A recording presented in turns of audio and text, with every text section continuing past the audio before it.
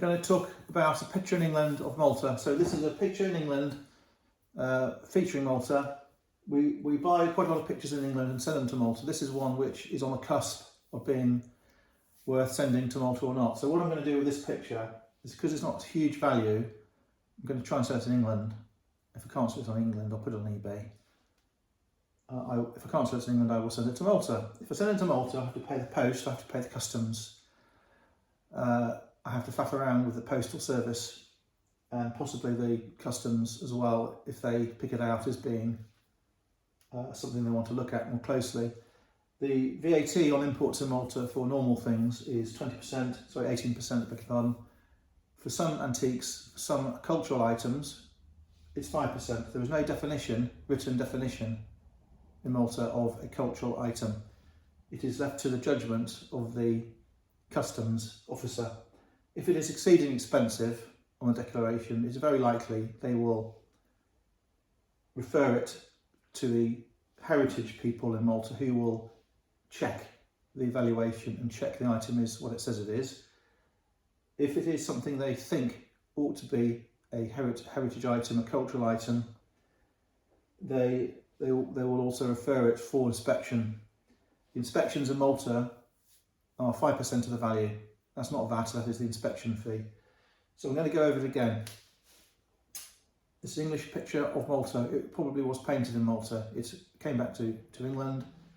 The people who own it died or got divorced or went bankrupt or fell out of love with the picture, and it's been auctioned. I bought the picture. So we like to send pictures to Malta, but this is a low value picture. So we will try and sell it in England first. If it doesn't sell, we'll send it to Malta. If it does go to Malta, you can't post anything from England to Malta without a customs declaration. You can't literally get it through the post. So you have to declare what the item is worth, and you have to back up the value with an invoice. So we will put the auction invoice as our declaration. The customs in Malta look at all of the items coming in. They will look at this as a picture.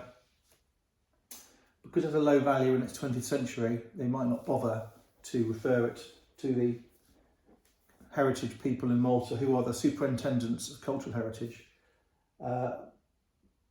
If it's high value and older, because on the declaration it asks if it's 100 years old or not, if it is higher value and older, they almost certainly will. If it comes to the national postal service, it is less likely to be referred to the heritage people as a 20th century picture. Most of the antiques, vintage 20th century items coming through FedEx, DHL, will usually be referred as well, because it's an expensive service. A parcel £70–80. The customs think, well, if it's worth sending FedEx or DHL, we better have a look at it. If it's chucked into the national post system, the customs think, well, it's national post, it's slow, we can't be bothered, we're a bit busy at the moment, we'll let it go through at 18%. If it goes through as a normal item without inspection by the superintendents of cultural heritage, this is in Malta, if it goes through the normal channels, standard channels, it is charged at 18% import tax as the declaration value. There'll be a few euros fee as well to organise the collection. It's all done online, it's all very simple. If they think it is an antique, it is culturally interesting, the definition of which culturally interesting is not written down, it is just a matter of opinion. If it is one that's going to be inspected and opened up and photographed and logged, then the VAT is 5%. That's the same in lots of different places in Europe, but there is the 5% valuation charge. So it is actually cheaper for me to import this to Malta as a special item, as a cultural item, than if I put it through all the other stuff at 18%. It would be 10% if it is a cultural item, meaning 5% import VAT plus 5% valuation fee.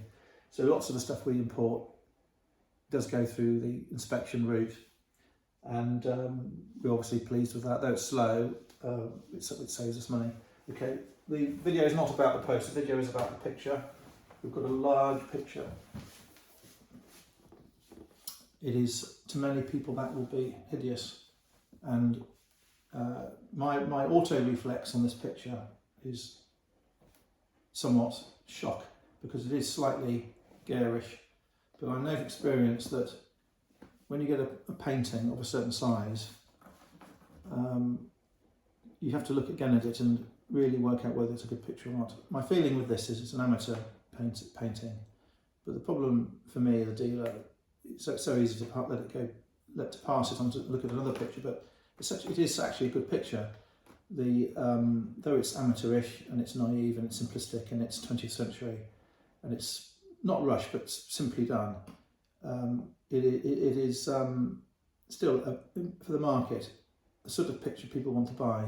The days in Malta of all the picture buyers wanting to buy the known names, the Schwanzes, the Bonellos, the Espositos, all the saints, all the Italianesque sort of pictures, those sort of days are gone because they're so expensive now and there's not many around. The people in Malta who are buying these Italian daubs, these saints, are buying the leftover ones, the ones that are not very nice on the whole. They're buying the ones on the market in Malta, the saint pictures are the leftover ones, they're the dark ones, they're the gruesome ones, they're the cut down ones, they're the ones in Malta which might be Spanish or French or Italian or Sicilian.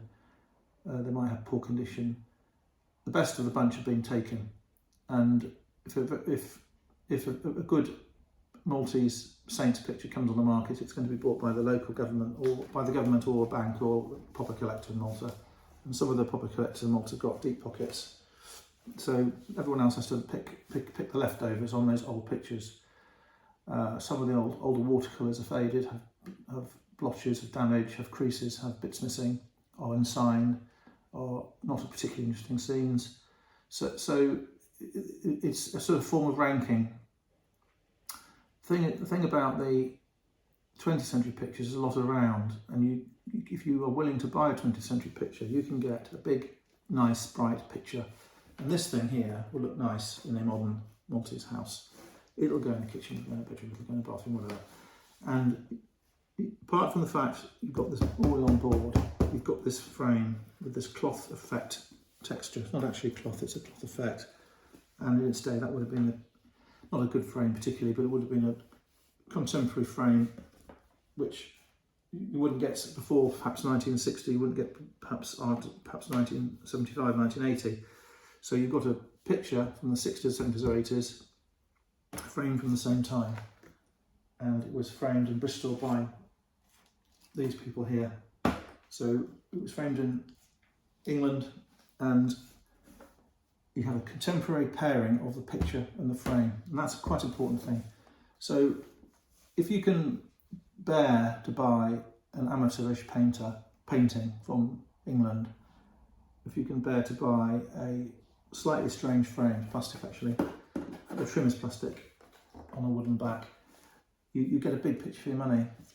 And in England this will sell for £120, something like that. If it goes to Malta, I would get more money for it. I might get €200 or €300 for it, but I'd have to pay the post, which would be £40, £50. I'd have to wait. I'd have to take the risk of getting damaged. I have to pay other handling costs as well. But my advice really for this video is, if you're buying pictures, don't be hung up on the age of the picture. The pictures I find easiest to sell are 20th century pictures. People like them. They're not spooked by them, they understand them, and they're livable pictures.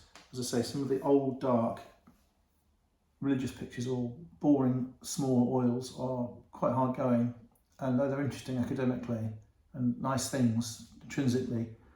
This is something I would live with, and this can be bought for less than a modern print or a brand new picture in an art gallery. This in an art gallery in Malta would be €600 or €700, perhaps.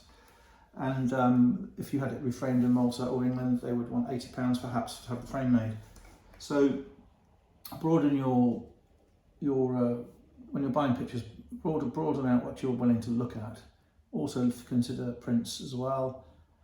Consider sculpture, glass, pottery.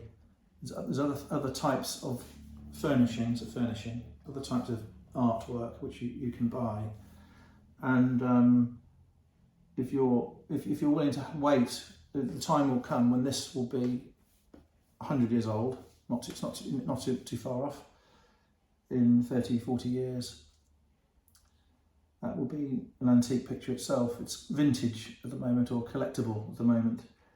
In closing, one final remark. When I was a child, I would go to the auction house with my father, and he used to work for Harrods when he was out of national service, and he would sell in Harrods in the 60s English furniture, brand new English furniture in the furnishings department. And 20 or 30 years later, when I was a child, I would go to him after he became an antiques dealer, and we would go into the sale rooms, and he would see things in the sale room, the sale as antiques or second-hand items, that he had sold that type of furniture when it was new. And it was quite strange for me to see him say, "Oh, I used to sell those." So I said, "What do you mean you used to sell them?"